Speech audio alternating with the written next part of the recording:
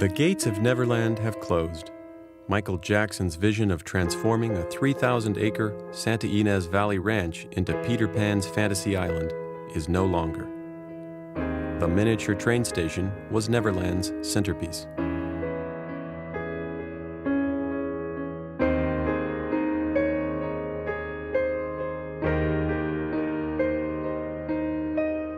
Jackson's main residence was set by the ponds and secluded by trees.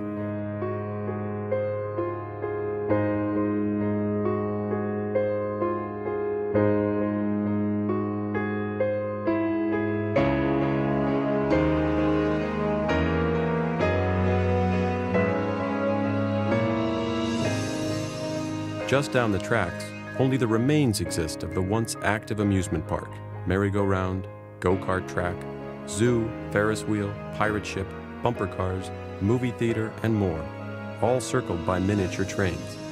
Now it's just a vision remembered.